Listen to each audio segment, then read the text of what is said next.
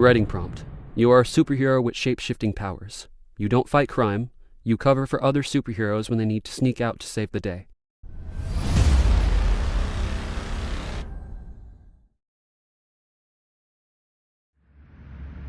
The superhero life is way overblown.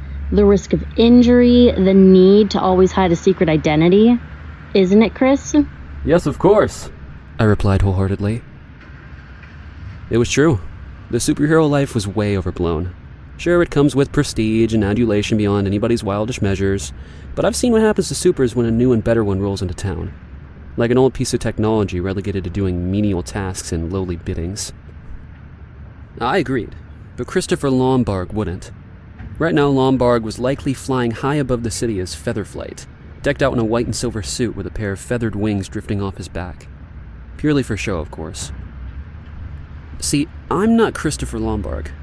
Okay, I am. I look like him. I'm currently masquerading as him. But my real name? Renee Sonara, also known as Shapeshifter. I know, not the most original of names, but I wasn't a superhero. Not in the traditional sense, anyway.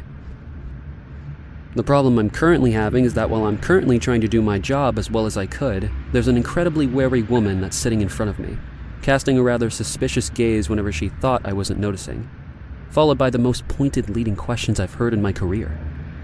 Her name was Rachel Gray, Christopher Lombard's current girlfriend of 3 months. Chris? Rachel asked, this time batting her eyelashes in what I would assume to be a seduction technique. Are you sure about that answer? Don't you always mention superheroes are awesome? They can be awesome, and I still would never choose to be one, darling. I flashed an outward grin. Really? Look, darling, Featherflight is on the news again. The worst part? She doesn't even have the right guess as to Christopher Lombard's identity. When I directed her towards the screen, where Featherflight was currently shown grappling with raven wings, all she did was cast a cursory glance towards it. This usually worked and dispelled all concerns almost immediately. It was easy to tell. Usually a moment of silence followed. A careful check would reveal the face of a dawning realization, almost always followed by the other party quickly offering to be excused and bringing back my favorite snack or drink, which I was currently consuming. Salt and vinegar chips suck, by the way. Chris, darling. She laid her head on my shoulder. Are you sure you don't have something to tell me? Darling, Rach, I really don't, I said. Really, I'm just enjoying my time here with you, aren't I? Really? She replied in an overly sweet voice. I steeled myself. Something was coming. Then why did you cheat on me with that Scarlet Steel bitch? Whoa. I turned to her. Her eyes are now wide open, glaring daggers at me. She raised her head from my shoulder and stood up, cutting an intimidating pose in front of me. Rach, what? No, that's not true, I stammered. This was way above my pay grade at this point. When Lombard told me she was suspicious, this was completely not what I was expecting. Then how do you explain your texts? And your camera roll? She had her phone out at this point, finger pointedly jabbing at her screen in rage, her entire body shaking from anger.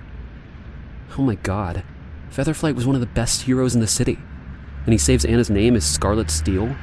Took pictures with her? Honey, I'm a fan. I've told you this before. I just like her, that's all. I was scrambling for straws now. You liar! You literally just sent her a text 2 hours ago. I read the text. It said, "See you there, secret outfits, winky face." I tried and refrained from facepalming my entire arm through my head. How careless could this guy be? Rach, darling, but I'm here, aren't I? The moment the words left my mouth, I realized the colossal mistake that I made. So it's true? You chose me today, but what about the other days? The other day when you blew me off and told me you were busy with work? Or that time about dinner? God damn. I wondered if it was almost easier to reveal that I wasn't Christopher. She was in tears now. She pushed me to the couch, slapped me across the face, and stormed out of the house.